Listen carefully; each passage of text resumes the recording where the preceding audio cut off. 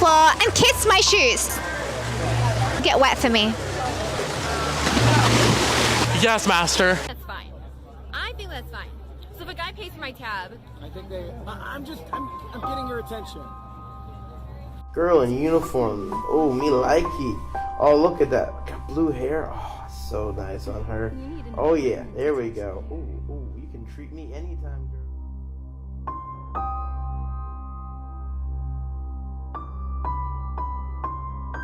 (1960s).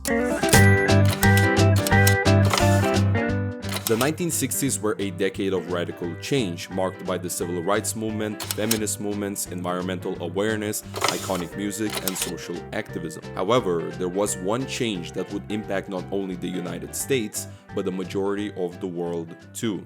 The sexual revolution. The sexual revolution refers to a significant social and cultural movement that was categorized by a shift in attitudes and norms surrounding sexuality, relationships, and gender roles. This period involved the relaxation of traditional taboos, increased acceptance of premarital sex, the availability of contraception, and greater exploration of the sexual freedom. It played a key role in reshaping societal values and promoting discussions about reproductive rights, gender equality, and sexual liberation. Sexual liberation encompassed a growing societal acceptance of sexual activity beyond traditional heterosexual monogamous relationships such as marriage. It involved the normalization of various aspects, including the use of contraception, the availability of birth control pills, public nudity, pornography, premarital sex, homosexuality, masturbation, non-traditional sexual orientations and practices, and the legalization of abortion. This shift in cultural norms and values reflected a more open and permissive attitude toward diverse expressions of human sexuality. Before the sexual revolution, sexuality was viewed with conservative and traditional values,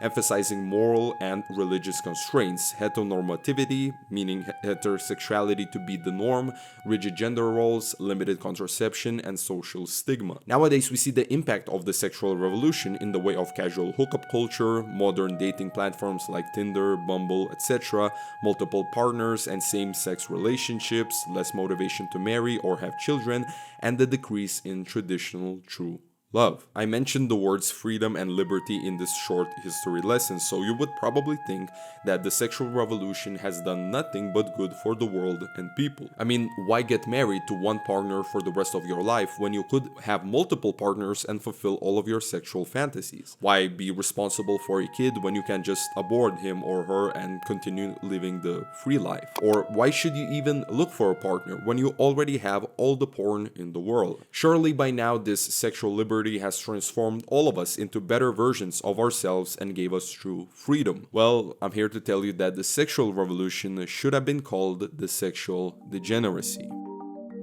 In today's world, the first signs of the aftermath of the sexual revolution, I believe, can be seen in the increased loneliness, emotional detachment, irresponsible behavior, lesser commitment, and the loss of meaning. This greatly affects both men and women. However, in this video, I will focus on the male perspective since it's less talked about. Men having sex with multiple women are considered high value or lucky because getting sex as a man is much more difficult than if you are a woman. Men are usually the ones who show that they are interested or attracted, and women choose to either give that man a chance or not. That's why if you are promiscuous as a woman, it is more shame, at least it used to be, because you are in control and you choose to give that control away. However, I believe both genders should be shamed for engaging in promiscuous behavior. If you think about it, as a man, you are also in control. Maybe not controlling the outcome of that you will have sex, but you are in control of your decisions. And when you're constantly running around and saying yes to women, you are giving that control away too. So when at first it might look like you are the boss, calling the shots and having sex with all these random women, at some point saying no when you should becomes a much more difficult thing to do. This can lead to degenerate sexual behavior like simping, which means doing everything for a woman in order for her to sleep with you, even if it means sacrificing all of self-respect. Plus, the casual hookup mentality for men can change their meaning of life from perhaps pursuing something noble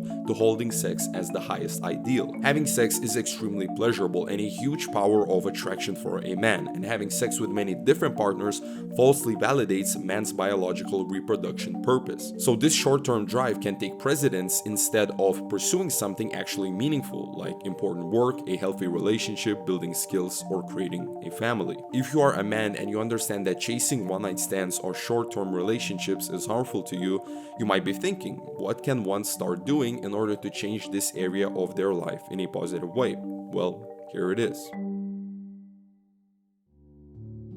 In the past, pursuing a relationship meant putting in the work and sacrifices in order to make that relationship a reality. And then once you are with a woman, put in the work to maintain that relationship. Nowadays, we have short-term game by the term of Rizz, to just seduce a partner for a chance of sex without giving the thought of potentially building a healthy relationship. Your first step toward getting out of the clutches of the sexual degeneracy is to reject all forms of casual short-term sexual satisfaction. You shouldn't be consuming porn, and you shouldn't be talking with women for the sake of sleeping with them. Of course, you need to satisfy your urges somehow, so just masturbate without porn and only approach a woman if you are interested in building something out of it. Yes, you shouldn't talk with every woman as if you were going to marry her and have children with her, because that is unrealistic, but just talk with women as normal human beings without the expectance that there might be something out of it. Love usually comes in the form of chaotic attraction that neither you or the woman was ready for. It pretty much just happens by itself. You don't need to force it as much as you think. Yes, you should approach and start a conversation if you are interested, but if you see that it's not going too well, even if you are both putting in the effort, just let it go and move on. With time and a little bit of trying, you will find a partner with whom you'd want to build an actual future with. Also, I recommend focusing on being more romantic and less about this Rizz lifestyle. Being romantic means showing interest and attraction in a way that gives respect to the woman and not about that you only want to sleep with her. Things like thinking what the woman likes, how she is on the inside, what you can do for her, and just aiming for her to be satisfied with her life long term instead of just thinking what you want and then leaving her once you are satisfied is much more important and meaningful than thinking about a good pickup line.